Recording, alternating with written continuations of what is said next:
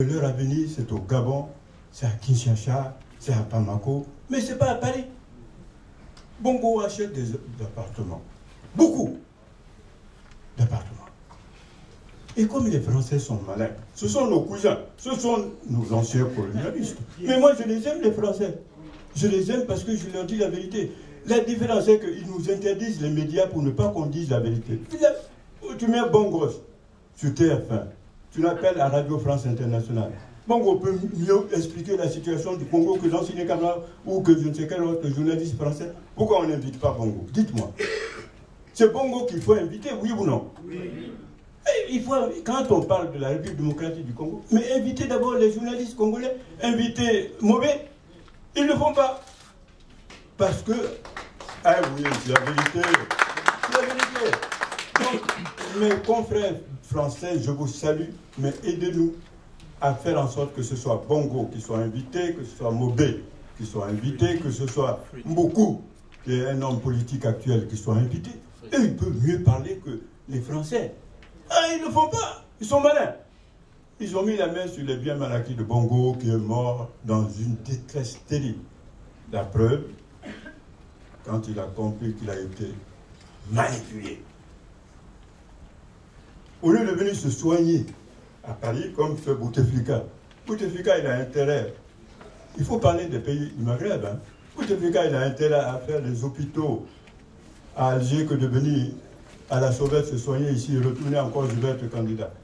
Tout ça, c'est pas bon pour c'est pas bon pour l'Afrique, c'est pas bon pour l'Algérie. Donc, Bongo, quand il a compris qu'il avait été manipulé, il est mort en Espagne. Les biens mal acquis sont toujours là. Alors, Sassou Nguesso, il faut, pendant qu'ils sont là, pendant que Sassou Nguesso est vivant, il faut lui dire que l'ancien Camara a dit qu'il faut vendre les biens mal acquis, aller construire des autoroutes au Congo. Il faut vendre les biens mal acquis, aller construire des hôpitaux. Il faut vendre les biens mal acquis pour aller faire de l'université de Brazzaville une bonne université. Pourquoi? D'abord, lui dire ça, c'est l'aimer et c'est d'aimer le Congo. Mais sinon, s'il meurt comme ça, comme Bongo, mes amis français vont prendre les biens mal acquis. Mais je vous assure que je ne suis pas là pour mentir. Si je suis en vie, c'est parce que j'ai vu tellement de choses que ça me donne encore plus de force morale. Parce que Cabral me disait quelque chose, Amilcar Cabral, que j'ai rencontré, qui était un homme debout, et qui était presque seul. Et un jour, Cabral me dit, camarade, ils vont me tuer. Cabral. Je dis non, vous êtes un grand frère éclairé, debout, tenace. Il dit non. Camarade, ces gens-là sont forts. Un jour, tu apprendras qu'on a éliminé ton grand frère. Eh bien, mes chers amis, quand ils ont tué Amilcar Cabral à Conakry, ça m'a encore donné plus de force parce que je savais qu'en 2014, j'aurais le plaisir de parler de Cabral. C'était une lumière, un résistant à la dimension du Lumumba, à la dimension de Mandela. Voilà, je considère que vous allez créer l'observatoire. Il faut que ce soit frappé de déclarations de Paris, réunies ici, au Press Club de France. Demandons que les biens mal acquis soient vendus et qu'on aille construire les hôpitaux dans les pays en question.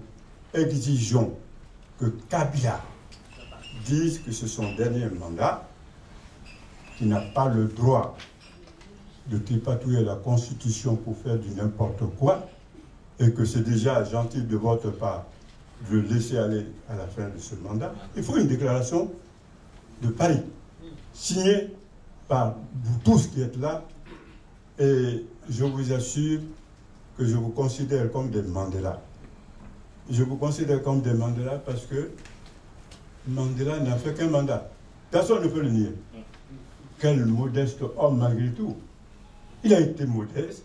Il pouvait dire, moi aussi, je suis là jusqu'à la mort. Il a fait son mandat et il est parti.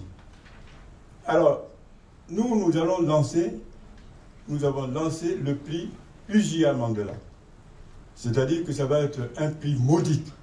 même si on trouve 30 000 euros, si on trouve, hein, on va donner ça à quelqu'un qui se bat pour que la paix revienne, par exemple, en République démocratique du Congo. Ça peut être un politicien, ça peut être un scientifique, ça peut être un médiateur. C'est pourquoi je dis que rien n'est perdu tant que vous croyez en votre pays. Il faut croire en la République démocratique du Congo. Je vous fais confiance. Je vous invite à rester debout, incorruptible, toujours debout, et porter haut le flambeau.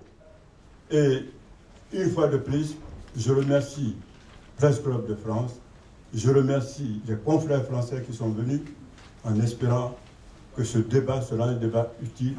Je vous remercie. Merci infiniment. Merci infiniment. Monsieur Lassine Camara, président de l'Union internationale des journalistes africains, merci de votre intervention. Je vais faire intervenir rapidement Monsieur Anissé Mobé. Il va rebondir tout de suite sur la presse congolaise de 1960, après l'indépendance, et à nos jours. 10 minutes, je vous accorde 10 minutes, pas plus. Merci. Bon, merci beaucoup. Venez par là, venez par là. Je préfère rester... Non, non, venez par là, s'il vous plaît. S'il vous plaît. Respectons... Je sais que vous êtes révolutionnaire, mais pas à ce point-là. Non, j'interviens en tant que citoyen congolais. Puisque l'enseigné m'a interpellé, et puis l'intitulé de la table ronde, c'est « La liberté de la presse en Afrique, particulièrement en RDC ». Pour moi, les termes « particulièrement » n'est pas anodin. Oui, s'il y a de caractéristiques communes de toute la presse en Afrique subsaharienne, le Congo, nous avons des spécificités. Parce que lorsqu'on tue des journalistes aujourd'hui au Congo, ces sacrifices ne sont pas les fruits du hasard. Nous avons toujours été tenaces pour conquérir et préserver la liberté de la presse.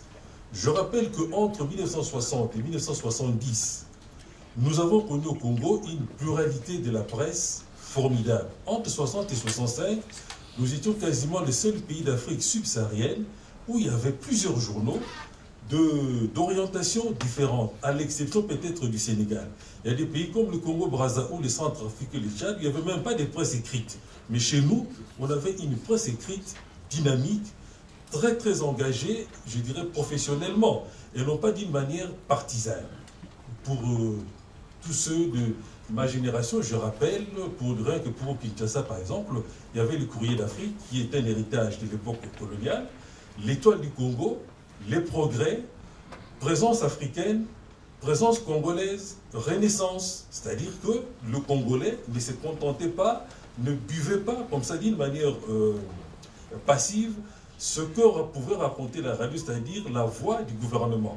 Non, on pouvait se faire une opinion d'une manière critique en lisant la presse écrite. Donc, pluralité et même pluralisme sur le plan idéologique et sur le plan culturel de la presse congolaise entre 60 et 70. C'est à partir de 71-72 que les choses ont commencé à se gâter, dans la mesure où les partis unis ont transformé le ministère de l'Information en ministère de l'Orientation nationale. Je rappelle qu'un des artisans de ces changements est devenu par après un des conseillers de Laurent Désiré Kabila pour construire le culte de personnalité de Kabila comme il l'a fait sous Mobutu. À partir du moment où le ministère de l'Information n'est plus un ministère de l'Information, mais un ministère de l'Orientation nationale, le directeur de l'agence de presse officielle devient membre du bureau politique du parti. Donc vous voyez un peu les cheminements, c'est-à-dire que lorsqu'aujourd'hui les journalistes se sont tués, ce n'est pas les fruits du hasard, il y a eu tout un cheminement, et c'est là où il y a des responsabilités et des journalistes et des intellectuels, c'est-à-dire à ne jamais laisser passer quelque chose, parfois qui paraît anodin, mais qui, à long terme, peut avoir des conséquences assez graves. Ça, c'est un premier point. Deuxième point, il y a aussi des héritages, notamment héritage colonial. Pour ne donner qu'un seul exemple, le 4 janvier 1959, lorsque le Congolais se soulève contre le pouvoir colonial, les autorités coloniales belges prennent comme, parmi les décisions prises, c'est d'expulser les correspondants de l'agence France Presse. M. Claude Imbert, qui a eu en France une longue carrière, notamment directeur du magazine Le Point. 10 ans après, c'est au tour de Mobutu d'expulser notre journaliste de l'agence France Presse, Jacques Rivière, parce que Jacques Rivière a eu le courage d'analyser d'une manière correcte le massacre des étudiants dans les rues de Kinshasa. Et en 80, un autre journaliste de l'agence France aussi a été expulsé. Donc il y a l'héritage colonial, dans la mesure où pendant l'époque coloniale, le Congo était appelé l'empire du silence, c'est-à-dire qu'il fallait se taire. Mais au milieu de cet empire du silence, les Congolais se sont battus pour construire, pour créer une presse indépendante. Donc, je le répète, il faut sans cesse le répéter, lorsqu'on tue des journalistes aujourd'hui, c'est parce qu'il y a dans la société congolaise cette fibre de rester toujours indépendant du pouvoir. Alors, dernier élément, puisque ça a déjà été évoqué, mais peut-être même 2 éléments, c'est que les atteintes contre la presse sur le plan national va de pair avec le soutien qu'une certaine partie de la presse internationale accorde au pouvoir au Congo, qu'il s'agisse du pouvoir de Mobutu ou du pouvoir de Kabila. Pour ne citer que le pouvoir de Kabila, je rappelle qu'en 2006-2007, au moment des élections, dans une partie de la presse, il n'était question que c'est la première fois que les Congolais vont voter, il y aura des élections démocratiques, ce qui était archi faux. Certains d'entre nous, dans des médias, on a essayé de rectifier tout cela, mais souvent nos voix étaient étouffées, parce qu'en 1965, nous étions le seul pays d'Afrique subsaharienne où il y avait des élections législatives tout à fait démocratiques, pluralistes, et l'élection présidentielle